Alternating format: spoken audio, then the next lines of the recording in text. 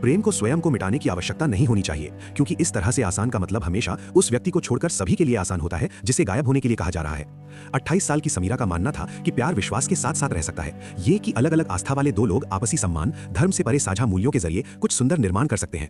30 वर्षीय फैजान का मानना था कि विश्वास ही सब कुछ परिभाषित करता है, केवल प्रार्थना और अभ्यास ही नहीं बल्कि पहचान, परिवार, वो ढांचा जिसके भीतर प्रेम विद्यमान था। धार्मिक एकता के बिना और कुछ भी मायने नहीं रखता, या उनकी परवरिश ने यही सिखाया। वे भोपाल में एक स्वयंसेवी अभियान के दौरान मिले जो साझा मूल्यों, दया, करुणा, समुदाय की सेवा से जुड़े थे।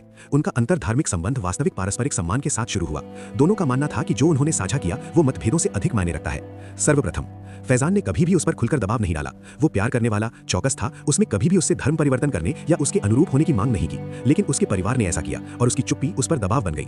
पारिवारिक समारोहों में सूक्ष्म टिप्पणियां स्पष्ट अपेक्षाएं बन गई। विवाह के लिए धार्मिक एकता की आवश्यकता होती है। बच्चों का पालन पोषण सही तरीके से किया जाना चाहिए, विश्वास में। तुम एक अच्छी लड़की लगती हो, लेकिन उस वाक्य का अनकहा अंत भारी लटका हुआ था। लेकिन जैसा है वैसा उपर्युक्त नहीं है। समीरा को तब बदलाव महसूस हुआ जब फैजान ने उसकी पसंद का बचाव करना बंद कर दिया। जब उसकी मां ने सुझाव दिया कि वो सिर्फ चीजों को आसान बनाने के लिए धर्म परिवर्तन का विचार करे, तो उसने कुछ नहीं कहा। जब उनके भाई ने उनकी असंगति के बारे में मजाक बनाए, तो उन्होंने इसे सुधारने के बजाय विषय बदल दिया।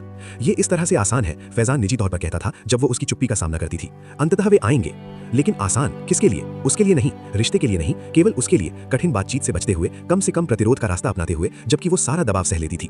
ब्रेकिंग पॉइंट तब आया जब विवाह संबंधी लॉजिस्टिक पर चर्चा हुई। उनके परिवार ने कुछ शर्तों पर जोर दिया। एक निकाह समारोह, बच्चों का पालन पोषण मुस्लिम होना, पारिवारिक कार्यक्रमों में उनका विशिष्ट कपड़े पहनना। सुझाव नहीं, स्वीकृति के लिए आवश्यकताएं। मैं जो चाहती हूं उसके बारे में क्या? समीरा ने धीरे से पूछा। फैजान दुखी दिखे, लेकिन उन्होंने इस्तीफा दे दिया।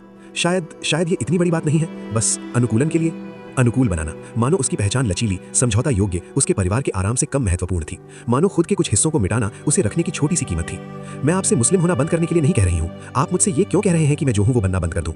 उसके पास कोई जवाब नहीं था, क्योंकि सच्चाई ये थी कि उसके परिवार को इसकी आवश्यकता थी और वो उनसे नहीं लड़ेगा। उसके ढांचे में प्यार का मतलब था उसका उसकी दुनिया में फिट होना, साथ में एक नई दुनिया का निर्माण करना नहीं। अंतिम बातचीत चुपचाप अनिवार्य रूप से हुई। मैं तुमसे प्यार करता हूँ, फैजान ने कहा, और उसने उस पर विश्वास किया। लेकिन मैं इसे बदल नहीं सकती। मैं धर्म परिवर्तन नहीं कर सकता। मैं केवल आपके विश्वास में बच्चों के पालन पोषण का वादा नहीं कर सकता। मैं आपके परिवार को आरामदायक बनाने के लिए अपनी पहचान नहीं मिटा सकता। तब हम नहीं कर सकते, उसने शुरू किया, खत्म नहीं कर पाया। वो ये जानकर चली गई कि प्यार के लिए खुद को मिटाने की जरूरत नहीं होनी चाहिए। उस वास्तविक साझेदारी का मतलब है कि दोनों लोग समग्र रहें, न कि एक व्यक्ति फिट होने के लिए सिकुड़ रहा है। समीरा को बाद में किसी ऐसे व्यक्ति से प्यार मिला जिसने उसकी हर बात का जश्न मनाया, जिसके परिवार ने सहन करने के बजाय स्वागत किया, जिसने समझा कि सच्ची एकता अंतर को सम्मान देने से आती है, उसे मिटाने से नहीं। फैजान ने अपने विश्वास के तहत शादी की, वो रास्ता चुना जिसे उसके परिवार ने मंजूरी दी थी, सुरक्षित, सरल, लेकिन हमेशा ये ज्ञान रखते हुए कि उसने उसकी पूर्णता के बजाय उनके आराम को चुना था। उनकी कहानी एक स्मरण थी कि अंतरधार्मिक संबंधों के लिए दो लोगों की आवश्यकता होती है जो उनका बचाव करने के लिए तैयार हो, न कि एक व्यक्ति बचाव करता है जबकि दूसरा चुप रहता है।